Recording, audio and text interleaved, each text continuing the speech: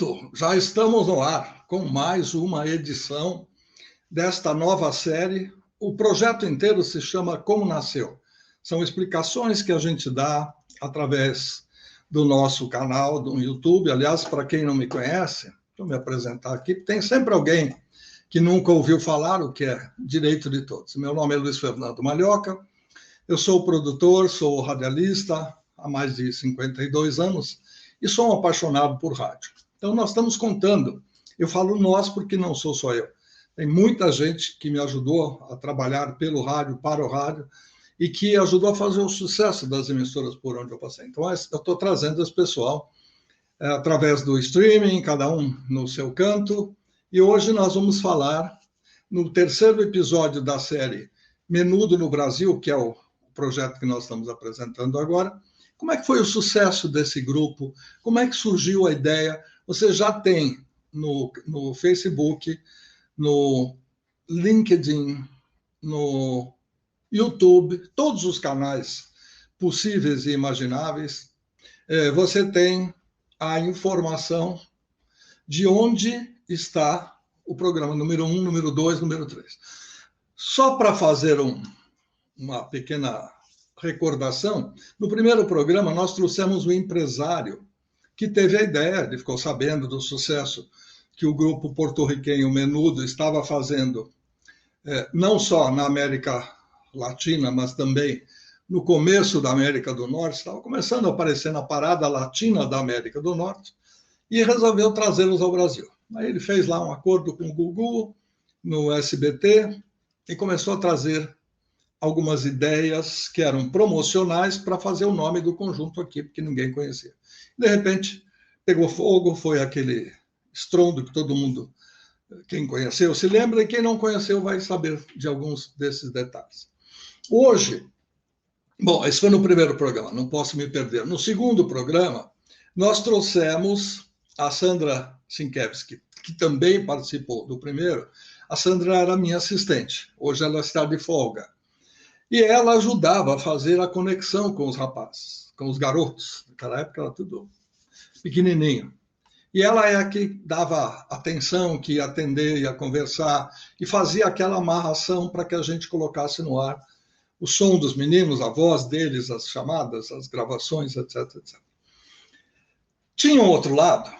Também no programa anterior nós trouxemos uma exímia Menudete. Hoje ela é uma profissional extremamente reconhecida, a doutora Daniela Landim, santista, mas tem consultório em São Paulo, e ela é dermatologista. E ela cuida de uma série de corpos, de rostos, etc, etc. Faz as pessoas ficarem em ordem. Hoje, nós vamos ver um outro lado dessa história. Os meninos, o Menudo, o grupo, ia para o palco. Fazia aquele show que reunia algumas centenas de... milhares, eu não posso dizer, mas foi quase isso, viu? A gente chegou a ter quase 90 mil pessoas no Morumbi numa das apresentações, e ainda estava tudo, como se chama tecnicamente, sold out, tudo vendido, e ainda tinha a possibilidade de gente querendo um segundo show. Nós vamos conversar um pouquinho sobre isso. Agora, o que interessa aqui para a produção mostrar a vocês qual era a emoção do palco.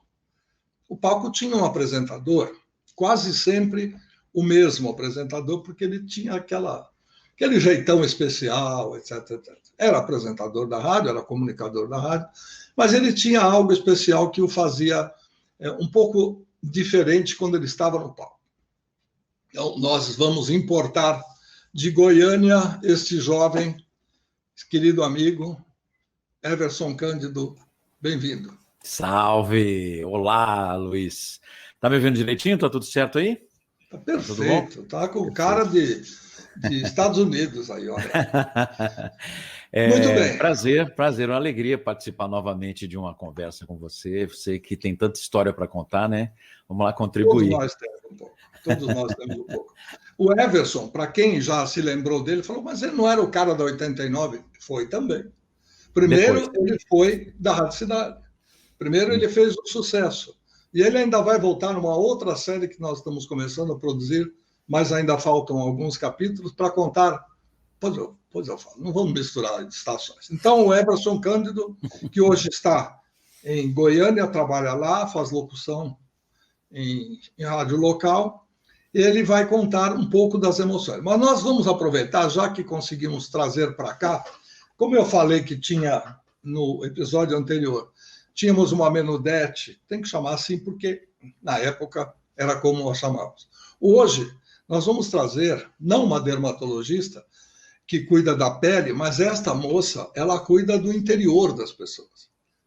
Ela é nutróloga, acho que é assim que chama, mas ela vai explicar melhor. Então, Luciana Coimbra, bem-vinda. Olá, boa tarde, Eberson, boa tarde, Luiz. Estou adorando estar aqui participando, tudo bem com vocês? Tudo bem para quem está assistindo também? Eu sou nutricionista, fã incondicional dos Menudos quando eu tinha meus 13, 14 anos.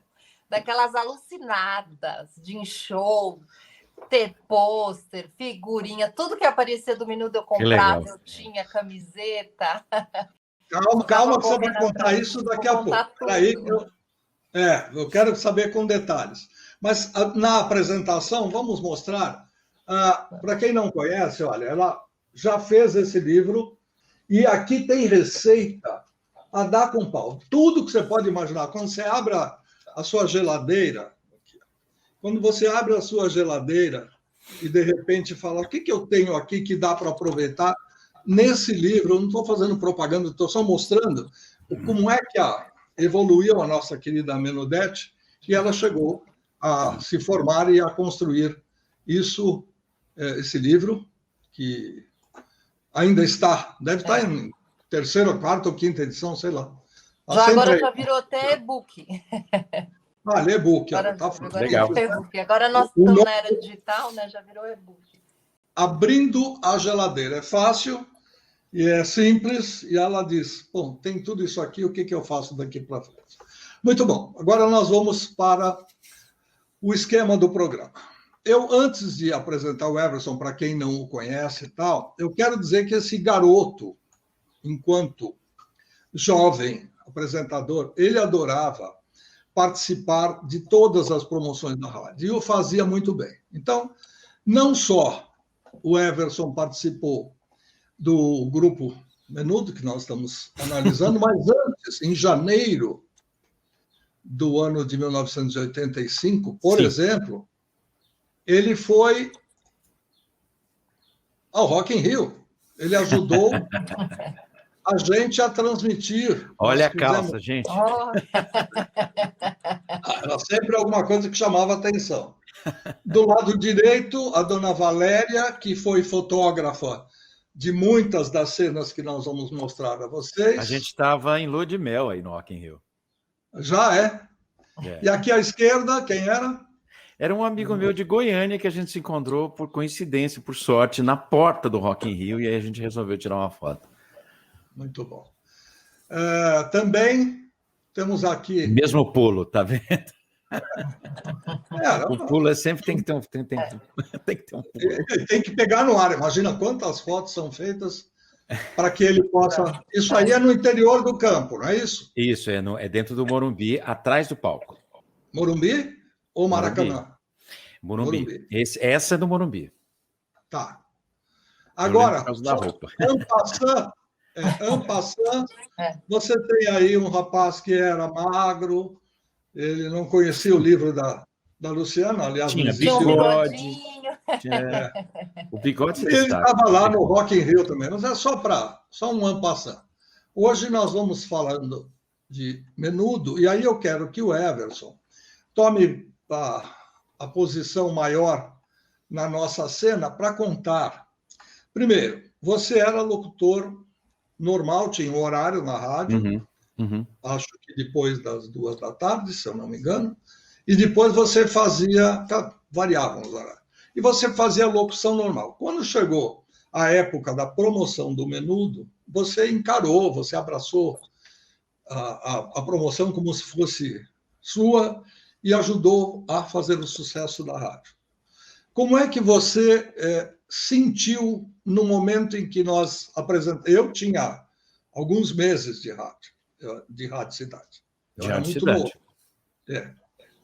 Não, já era macaco velho de outras rádios, mas ali eu era novato, então não conhecia todos os apresentadores muito bem, não sabia a competência de cada um, mas a gente apostou e acabou dando certo. Me fala o que é que passou por você quando recebeu essa incumbência de fazer a apresentação do show, das promoções e tudo mais. E quando você depois passou a conhecer os garotos? Sim, na verdade, foi uma coisa bem natural, Luiz, porque quando a gente foi informado que a gente ia ser a rádio oficial do Menudo no Brasil, e a gente começou a promover o grupo, aquela coisa toda, eles foram várias vezes lá. E eles iam à tarde, geralmente era eu que estava lá, no comando, no ar e coisa e tal. E eu meio que fazia a ponte entre explicar para eles o que a gente ia fazer, o que a gente ia colocar no ar e do que a gente precisava deles. E isso rendeu muito papo, eles eram muito novinhos, né? Eram muito jovens e muito concentrados, muito focados. O Charlie, que era o líder, digamos assim, porque sempre o líder era o mais velho, sempre comandava aquela coisa, olha, fala desse jeito, cuidado com olha, a camisa está aberta, vamos tirar foto, tem que se arrumar, o seu cabelo está torto, ele sempre era o líder nesse sentido. E eu acabei criando uma amizade, né, com o Rob, enfim, eu acho que com todos, mas com o Rob principalmente.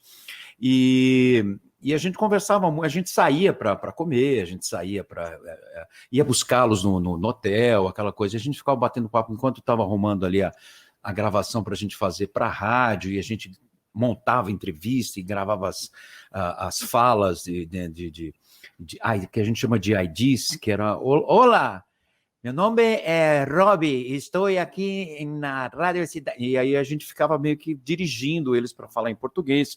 Muitas expressões que eles aprenderam foi dentro da Rádio Cidade. E a gente meio que criou essa amizade, assim, né? Eu era meio que o tiozão deles. E foi uma coisa muito natural. O pessoal da produção, junto com você e a Sandra Scré, falou, cara, é você que tem que ir lá fazer esse papel, essa ligação, esse elo entre a rádio e o Menudo e as meninas. Eu me lembro que o primeiro show que eu apresentei foi no ginásio Ibirapuera, e a gente até fez uma brincadeira que o Fofinho, você vai assistir em outros capítulos do Luiz Fernando, quem era o Fofinho, que era um personagem, um personagem fictício, logicamente, que era tipo, a gente imaginava que era um ratinho, um esquilo, alguma coisa assim, e a gente brincava com os meninos que eu estava com o Fofinho no palco. E eu entrei brincando, alguém viu o Fofinho, viu o Fofinho, e comecei a brincar com as meninas, vamos gritar, vamos ver quem grita mais alto para ver se os meninos ouvem lá do camarim e tal. E aí o pessoal da produção do Menudo adorou essa interação, né, que eu tive com as meninas, me chamaram para apresentar outros shows. Aí eu fiz o Morumbi, que estava lotado, era um Morumbi completamente cheio, lotação esgotada, e o campo vazio, onde foi montado o palco. Então o acesso era somente o pessoal da produção, os músicos, aquela coisa toda. E eles adoraram, porque, assim, modéstia à parte, foi uma aventura. Eu também era muito novo, né? Você sozinho em cima de um palco com milhares de garotas gritando, querendo o Menudo, e você segurando, você vai ter que segurar ali 15, 20 minutos para dar uma aquecida, para as meninas ficarem bem ansiosas, e aí o Menudo entra e tal. E aí eu fui fazer Maracanã também, na mesma coisa, que era uma coisa mais difícil ainda, porque em São Paulo eu era o Everson da Rádio Cidade, as pessoas me conheciam, os ouvintes, né? Eu que chamava todas as promoções do Menudo, você vai ganhar um VIP para conhecer os meninos no camarim, você vai ganhar uma foto autografada, a voz oficial acabou sendo eu. E no Maracanã, a Rádio Cidade, lá eram outros locutores, então eu tive que ir, né, de peito aberto e falar, boa noite, galera! Aí gritando, eu lembro que eu ficava rouco, cara, fiquei muito nervoso, mas deu tudo certo. E os meninos eram uns amores, assim. Depois a gente vai falar sobre cada um deles, eu tenho certeza, o lado, né, humano deles, e eles eram muito simples, muito assustados com o sucesso que eles tinham no Brasil, porque era uma coisa inacreditável para eles. E todos eles ficavam muito nervosos nessa coisa de não nervoso de subir ao palco, mas nervoso de agradar as meninas, de agradar o público que eles já tinham formado no Brasil, né? Não decepcioná-las. Então, eles ensaiavam 24 horas por dia, combinavam e treinavam como é que eles iam falar as frases em português, tudo aí com a minha presença, que eu acabei virando meio que o tiozão, né? Meio que o tio Everson deles, assim.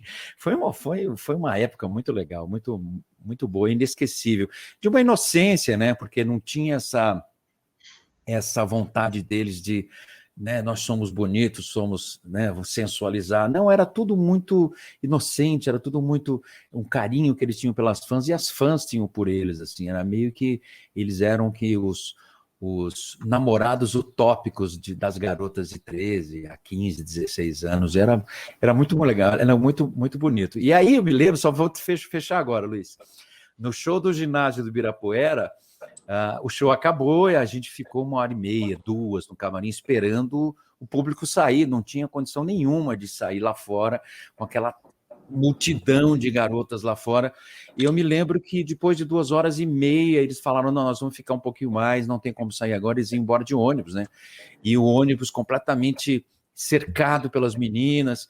E aí eu falei, não, eu vou sair pela área de serviço, aqui tem uma portinha aqui discreta, eu vou sair, vou entrar no meu carro e eu vou sair assim rapidinho, acho que ninguém vai me reconhecer. Cara, doce ilusão.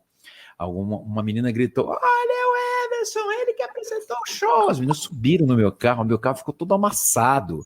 O capô do carro, a capota, o teto. As meninas pulavam em cima do teto do meu carro. E, menina, desce daí que eu vou te machucar. E eu tentando sair do estacionamento de alguma maneira para ir embora para casa. Doideira, uma loucura, assim. Até hoje eu lembro dos decibéis, dos altos decibéis, da turbina, que eram as meninas gritando. Quando eles entravam no palco, completa loucura. Foi uma fase muito legal, assim. Eu tenho certeza que inesquecível para muita garota que viveu aquilo tudo. Foi muito bacana. Vamos checar, Luciana. Vamos lá. Quando você descobriu o Menudo, como é que foi? Foi através de uma revista que foi lançada na praça pela própria Via Brasil, a empresa que trouxe, que era a história do Menudo, ou foi através de rádio, ou foi... Como é que você descobriu o Menudo? Acho que foi através de amigas mesmo. Na escola, aí começou aquela coisa, olha, tem um grupo novo, vamos ver. E tinha um programa que eu me lembro muito que eu assistia de sábado, que era Viva a Noite, né? Que era Viva, Viva, Viva. A gente ficava todo mundo querendo assistir o programa, porque o Menudo ia aparecer, ficava ouvindo o rádio para ver as músicas, a hora que ia tocar, que não ia tocar, e a gente combinava todas, né? A gente fazia até historinha de romance, que cada uma gostava de um. O meu preferido era o Charlie. Uhum. Eu tinha uma amiga Vera, o preferido dela era o Ray. A Elaine, o preferido era o Rick. Então, cada um tinha o seu preferido. Então, a gente ficava naquela ansiedade para ver o programa juntas. E ficava aquela coisa. E saía na banca para comprar. Tinha umas faixas com nome Menudo. E ensaiava coreografia. Era uma loucura. E aí uma ficava sabendo, olha, vai ter show no Morumbi. Vamos. Aí comprava ingresso. E a gente ia de caravana, todo mundo. E eu lembro muito de ir no escritório do Gugu, que ele tinha lá na 23 de maio, para comprar ingresso, para comprar as promoções. A gente comprou um que era um almoço com o Ray, que era num sítio, que a gente ia passar o dia no sítio, lá ia pegar autógrafo e almoçar. Então, assim, era uma loucura. E a gente queria estar sabendo o que tinha, qual o programa. E uma naquela época não tinha celular que nem hoje, né? Uma ia à casa da outra, ou uma ligava para outra, falava, tô vendo tal programa, liga lá, tá passando o Menudo. Então, era assim, era uma loucura, rádio. A gente queria estar a par de tudo que estava acontecendo e ficava estudando, né? Tinha aquela revista Contigo na época também que tinha. O Roy gosta de comer tal coisa, a cor preferida do Charlie é tal. Então a gente fantasiava que a gente ia no show com a cor preferida do ídolo, que quem sabe ele ia ver, né? Era uma loucura mesmo, nossa. E a coreografia? Nossa, a gente ensaiava todas as coreografias de cor. Aquela não se reprima. Nossa, essa que a gente mais gostava e sabia a dancinha. E tinha que ensaiar para chegar na hora do show, tá lá. Apostos que vai que, né, a gente no meio da multidão. Isso é ilusão de fã, né? Eles enxergassem, te chamassem para ir para o palco, Você sabia a coreografia toda e não ia dar vexame, né? Você não podia passar vergonha de não saber a coreografia. Não, de jeito nenhum. Tinha que saber tudo, tinha que estar alinhadíssima, a cor que gostava, nome de mãe, nome de pai, se tinha irmão, não tinha irmão, a gente sabia tudo, decore e salteado. Luiz, eu me lembro que o Rick Martin, naquela época, era o mais novo, né? Ele tinha acabado de entrar para a banda e ele era novíssimo, e era um menino, era uma criança. E o Rick Martin era muito carente no sentido, ele era muito inseguro, né? Porque todos eles já sabiam a coreografia, já sabiam como se comportar, já tinha uma certa, né, estrada e tal. E ele tinha acabado de entrar para o Menudo e ele era muito seguro, ele ficava nervoso de errar, ele ficava muito preocupado de saber os passos direitinho, de saber o que responder quando as fãs perguntavam. E os outros me cobravam muito dele isso. E ele era muito assim, como é que eu digo, assustado com a coisa toda, porque ele não tinha essa estrada que os outros tinham, e muita coisa era muito novo para ele, né? Entrevista de rádio, ele entrava, ele ficava olhando tudo. E eu me lembro que nesse papo com o Robbie me comentou isso, e aí eu falei, calma, vai estar tudo certo. Aqui é rádio, é gravado, se você errar, a gente faz de novo, a gente grava de novo e tal. E eu me lembro que ela, cara, era um menino, assim, ele, sabe, assustado, assim, com o mundo onde ele tinha entrado, e hoje esse artista maravilhoso, né? Rick Martin é internacional, fez uma carreira maravilhosa, sensacional. O Robbie hoje é produtor, né?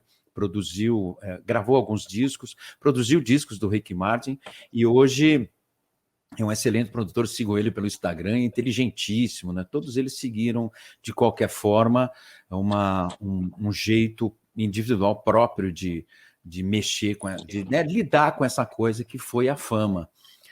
Mas é interessante você comparar o adulto componente do Menudo com aqueles garotos, com aqueles meninos inocentes e obedecendo ordens, né? Porque eram empresa, eles eram empregados da empresa, da produtora, não era uma banda de verdade, tipo, eles não formaram o Menudo e saíram pelo mundo cantando, eles eram contratados, eles ganhavam salário mensal, não tinha, quem ganhava a grana realmente, o faturamento do show, das milhares de pessoas que iam assistir o show, eram os produtores, o dono da marca Menudo.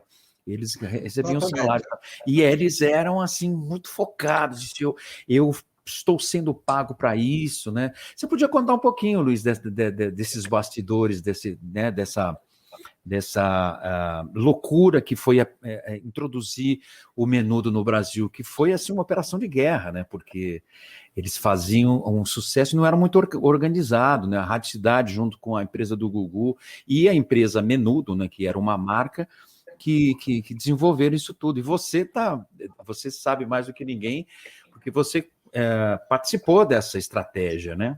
Foi uma loucura, cara. Foi um sucesso, um êxito sensacional, assim, eu acho que talvez inédito no Brasil. Muitos grupos, inclusive o Gugu, tentou copiar o que foi a loucura do Menudo no mundo todo, e não conseguiram, né? Não conseguiram, né? Eu lembro que a gente depois promoveu o Tremendo, você lembra, Luciana?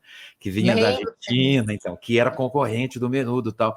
E a gente também promoveu, a gente também fez entrevista, fez uma turnê com todos batendo palma, isso é tremendo. Mas não chegaram nem aos pés do que a loucura que foi o Menudo, né?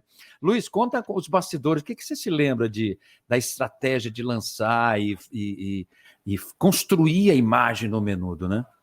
Bom, eu vou contar assim um pouquinho, muita coisa já contei no primeiro episódio, juntamente com o empresário e a Sandra, e no segundo, algumas coisas adicionais. Agora, tudo começou quando a gente foi trabalhar na Rádio Cidade. Eu já contei no primeiro episódio, mas não custa repetir rapidinho.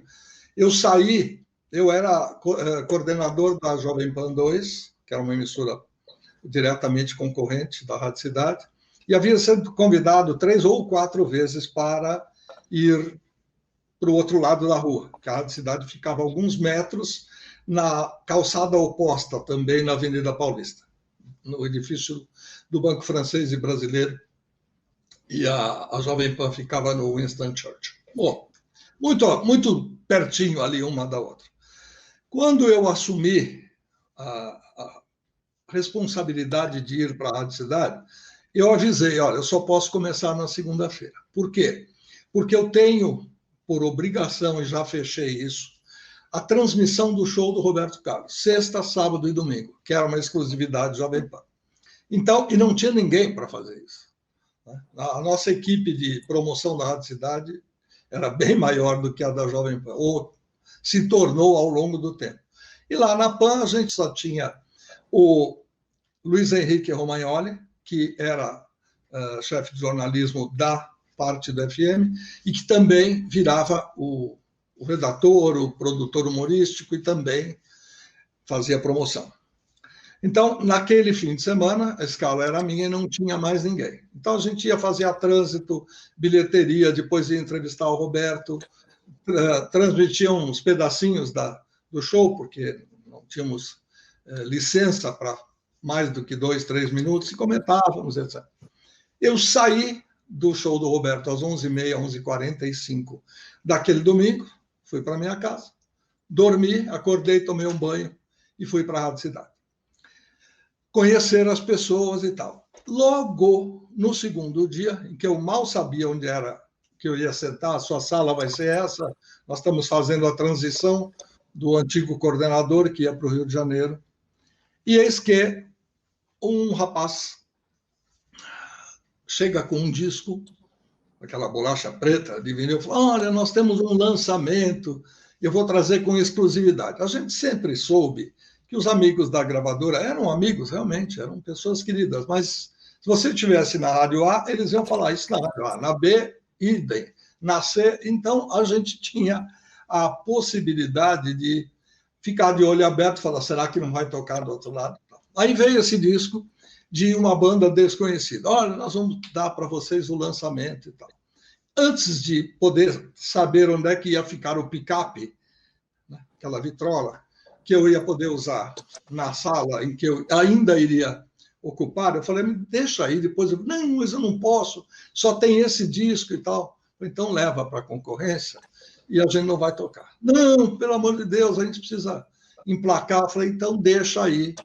Pelo menos durante 15 dias, eu quero exclusividade. Se é para lançamento da Rádio Cidade, que eu ainda não sei qual é o ponto. Eu sei de ouvir a Rádio Cidade, mas o que eu posso fazer, o que eu não posso, eu serei responsável pela audiência da rádio, juntamente com uma grande equipe. Então, nesse vai e vem, eu falei: deixa o disco aí, então eu fui ouvir. Quando eu ouvi, eu cheguei à conclusão de que não ia tocar na Rádio Jovem Pan. Quase certeza absoluta, falei: se eu conheço bem o lado de lá, eles não vão tocar. Então, acho que é mais para a Rádio Cidade, mas eu não sei também se o Rio, que comanda a programação, vai permitir. De qualquer forma, eu falei: tá, vamos tentar conversar. E meio que nos apalavramos, quando eles vierem para fazer uma turnê, a gente vai acertar os detalhes. Quando eles vierem para fazer a visita promocional, até aí a gente faz um oba-oba, não tem problema nenhum, outras emissoras vão fazer, claro. Eles não vêm ao Brasil simplesmente para ir dar entrevista na Rádio Cidade. E aí fomos levando aos pouquinhos até que conseguimos fechar o primeiro show, seria da Rádio Cidade. Infelizmente, por alguma questão comercial que nunca ficou esclarecida, a Rádio Jovem Pan, com medo de perder a audiência, suposição minha, hein? Eu não tenho certeza de nada disso, até porque eu estava do outro lado. Deve ter proposto 2 emissoras. Olha, eu dou chamadas no FM e no AM. O FM faz a promoção e o AM reforça as chamadas. E o AM sempre foi uma emissora muito forte. E isso ocorreu.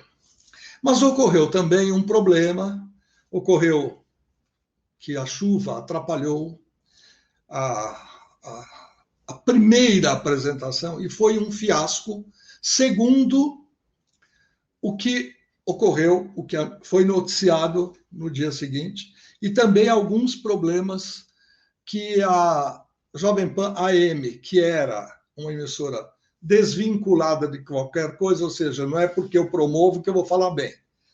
E aí ela falou da desorganização, etc, etc, e meio que criou problemas sérios. E aí eles desistiram de continuar com a promoção. Pelo contrário, passaram a falar mal da organização e da promoção. Aí a coisa veio para a nossa mão. Nós já havíamos feito uma, não digo promoção, mas um acompanhamento do primeiro momento. E aí eu vou aproveitar. Isso é um recorte de jornal, tem foto e tem alguma informação aí em que o repórter vai conversar com 3 moças, que ele não deu o nome completo, mas ele deu a informação como sendo Rê, Pá e Ki. Eram os nomes já meio apelidados ou meio apocopados, ou seja, os short names. E aí essas meninas ficaram conhecidas como Rê, Pá e Ki. Aí elas reclamam de um repórter que se chamava, se não me engano, Luiz Fernando, e que tinha prometido colocá-las em contato com o Menudo.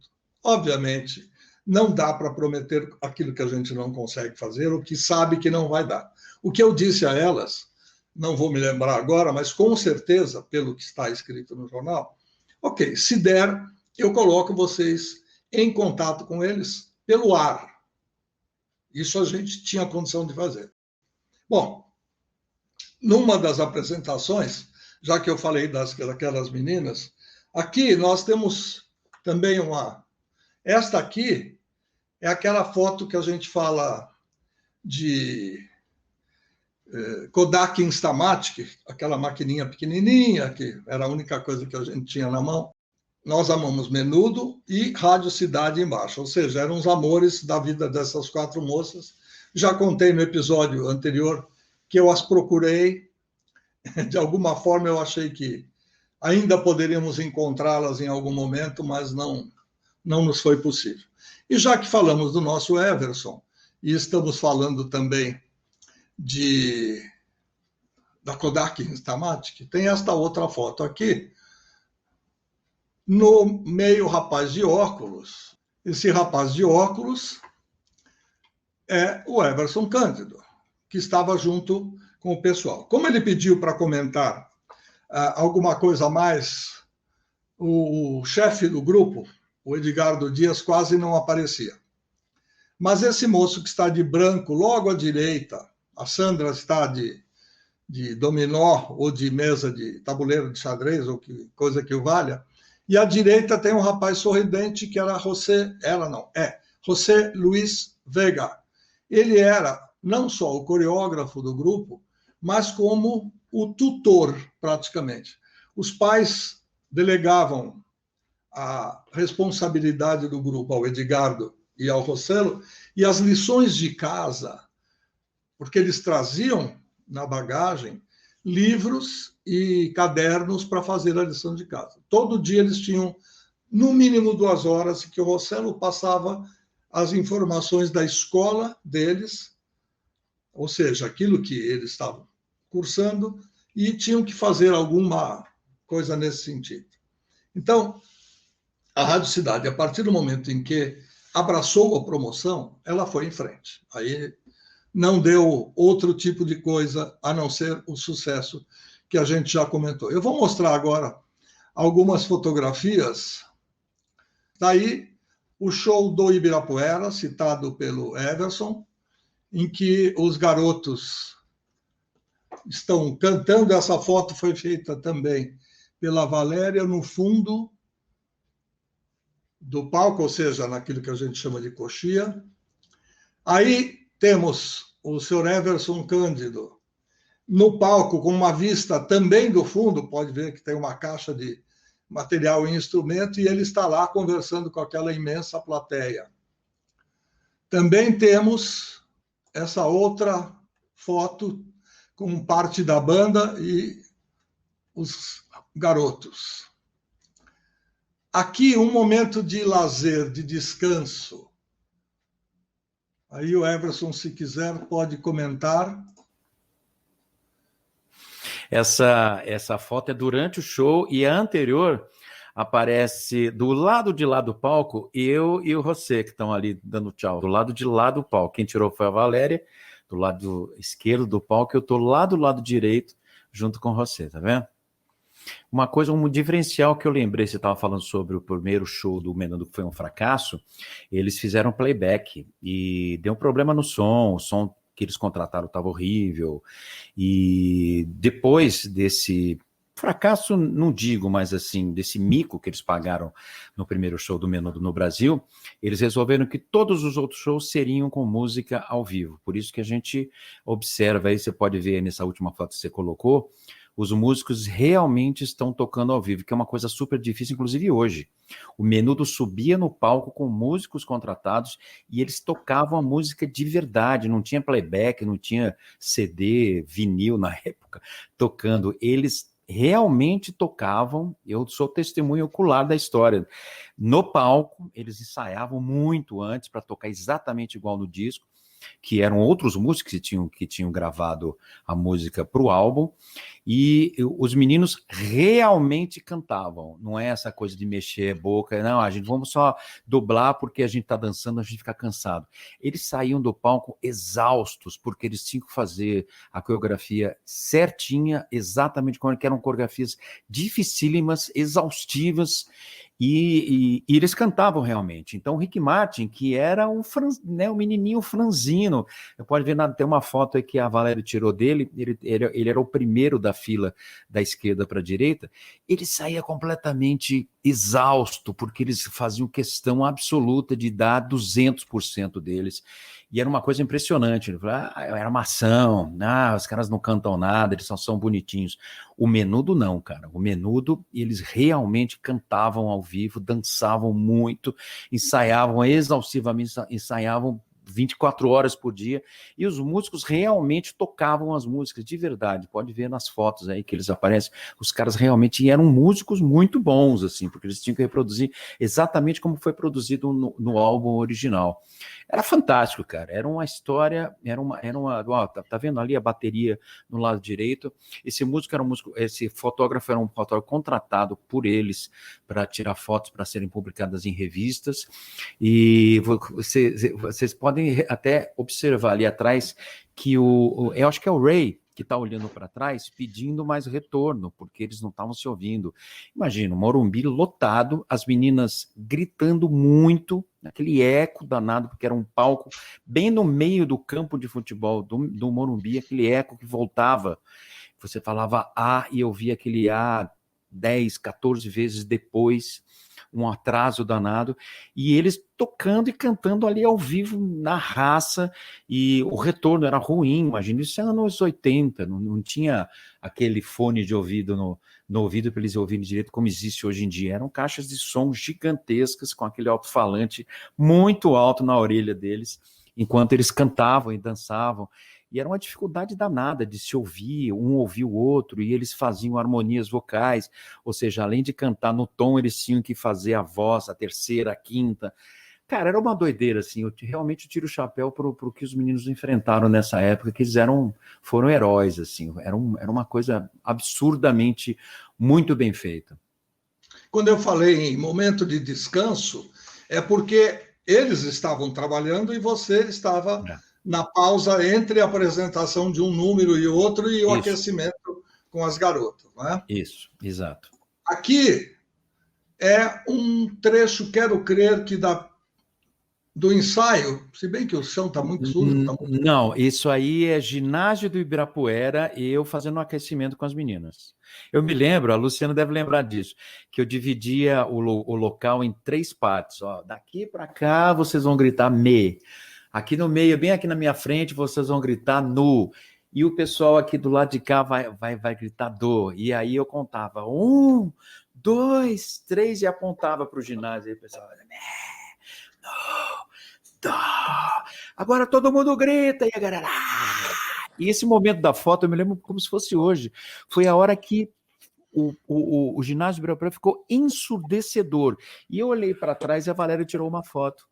Eu, assim, completamente maluco com o barulho que as meninas faziam. Aí eu apresentando e agitando a galera, que eu tinha 15, 20 minutos para deixar as meninas completamente eufóricas para eles entrarem já, né, com nível de adrenalina ao 100%, porque é difícil, né? Porque os meninos entram cantando a música, né? Os músicos entram, fazem uma introdução, os meninos entram.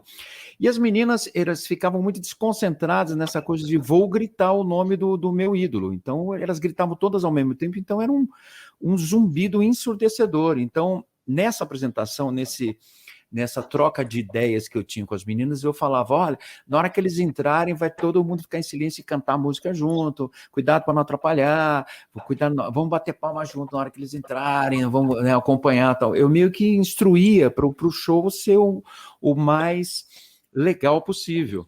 E elas atendiam completamente assim as instruções que eu passava, que eu dava. Se alguém passar mal, avisa o segurança, né? Cuidado para não empurrar a menina que está na sua frente, está todo mundo querendo ver o show, não pulem, cuidado para não tampar a visão de quem está atrás de você. Tinha toda uma maneira de fazer o show ficar empático, né? E elas adoravam, porque elas acabavam se ficando amigas, elas se conheciam ali na hora, tal. E era maravilhoso, porque era sensacional como elas obedeciam esse tipo de coisa. Muito legal. E aqui? E essa aqui? Que maravilha essa foto, cara. Nossa, esse dia foi assim, foi uma surpresa, né? Que o Luiz Fernando me fez, eu era muito fã do Menudo, número 1, ia ter um sorteio na rádio de uma promoção que estava tendo, que eles iam sortear cartas, né? E ele me chamou para ir lá.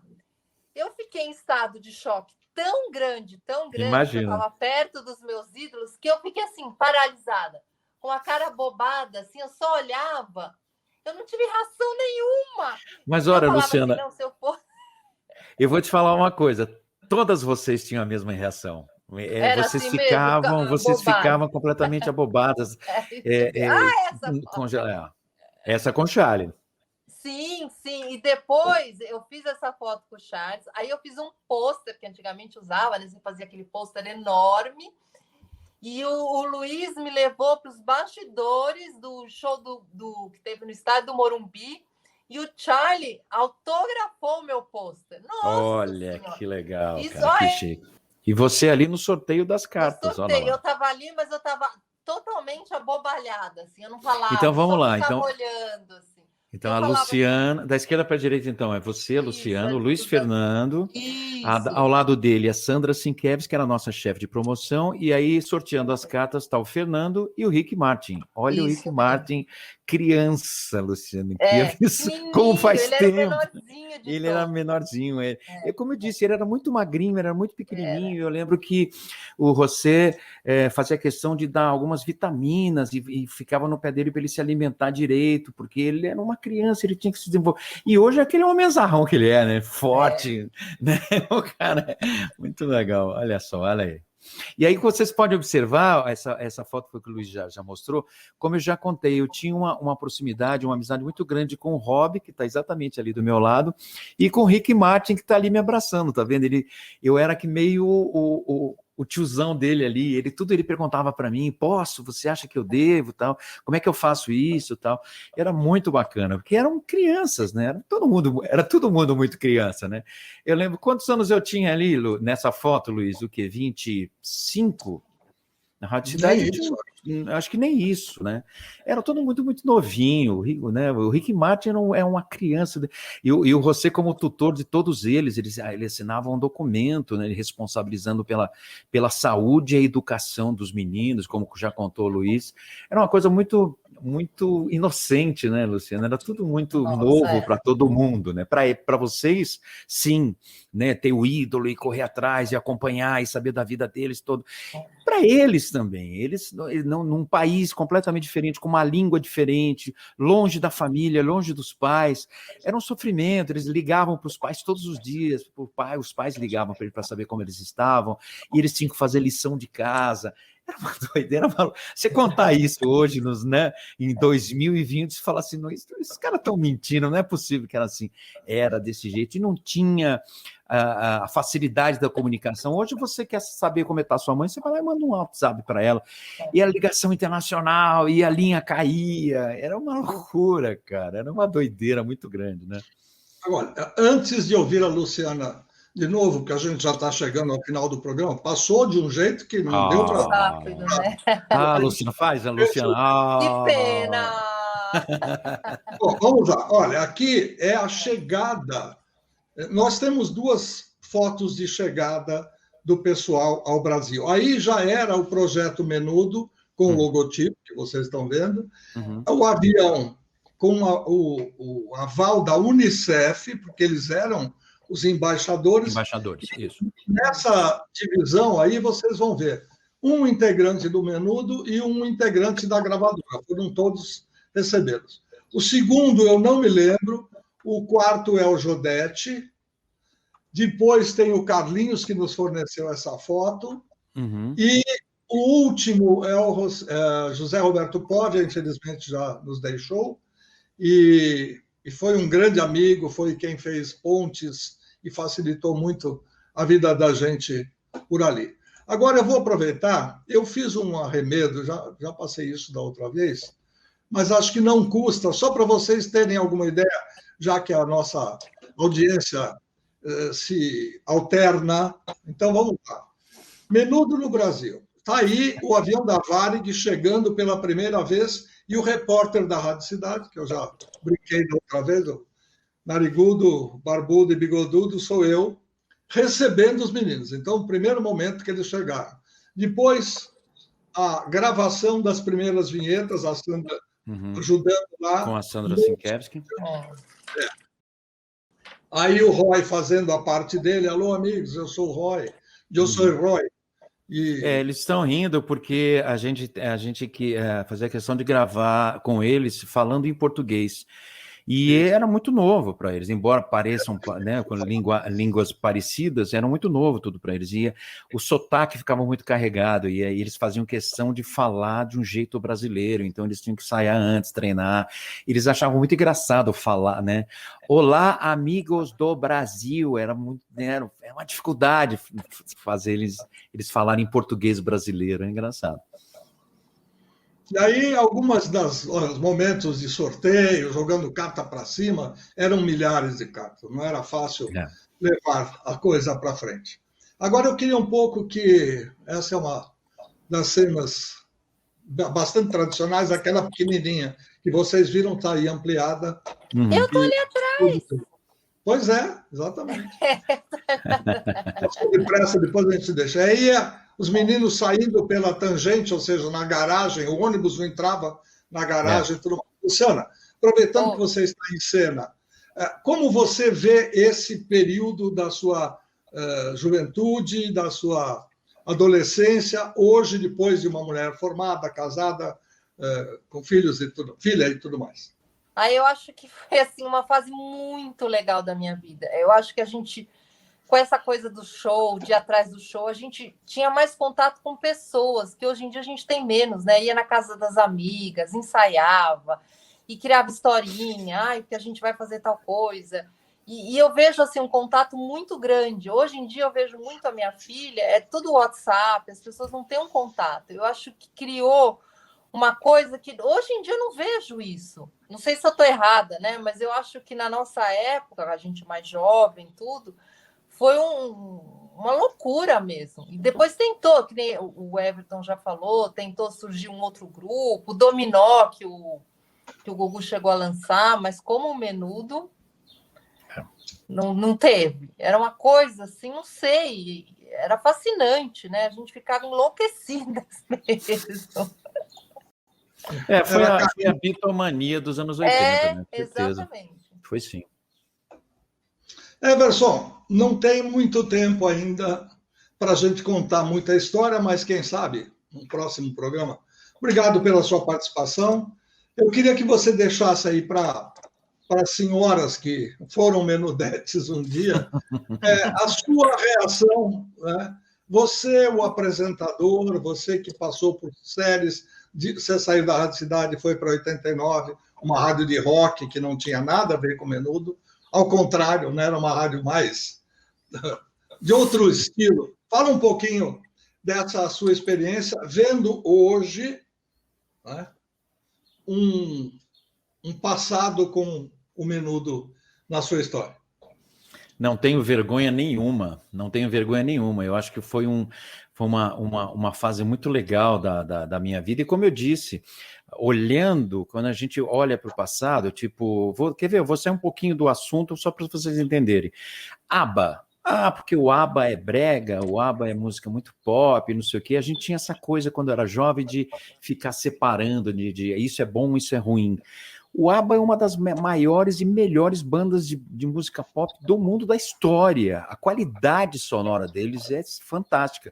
Do Menudo também. Eu tenho muito orgulho de ter feito parte, de ter um dos responsáveis pela Menudo Mania. E já publiquei no Facebook, já publiquei no Instagram. Você gostava do Menudo? Adorava. Os caras eram muito bons. O Robbie é um dos melhores produtores do mundo. O Rick Martin é a estrela que ele é hoje pela experiência que ele teve no Menudo. Não tenho dúvida nenhuma que o Menudo fez diferença na vida de muita gente, e a gente fala, é brega, é trash, é isso, é aquilo.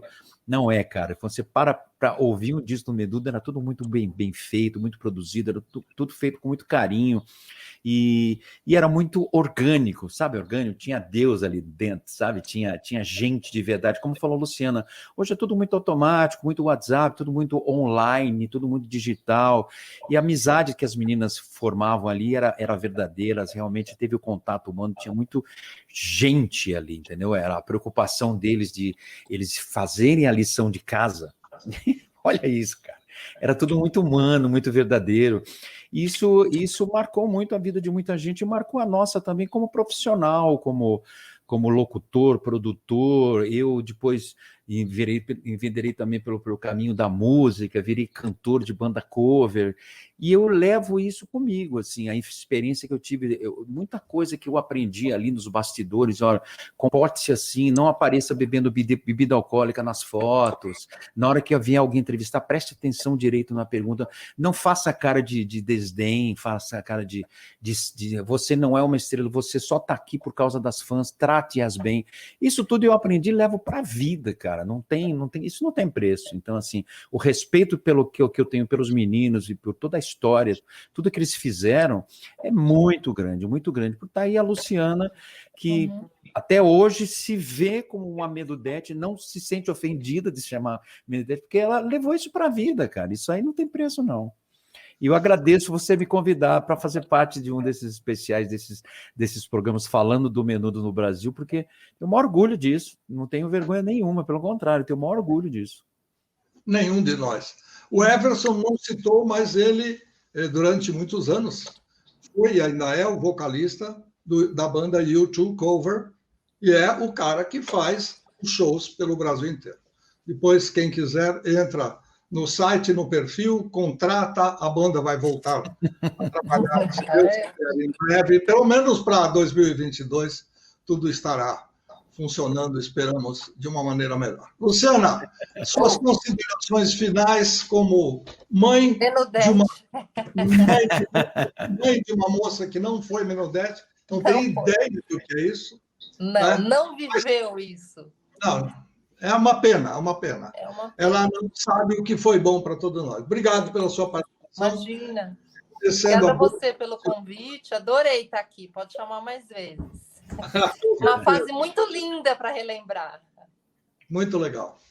Então, gente, é isso aí. Obrigado aos dois que participaram.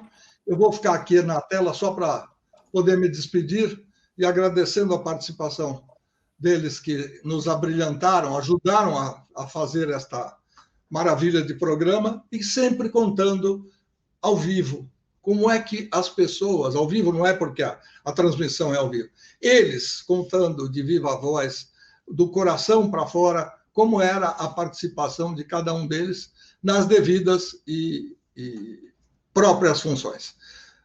Pode ser que a semana que vem a gente volte com mais um programa. Esse ainda não é o último. Tá bom? Um abraço a todos, obrigado pela sua audiência e até a próxima semana.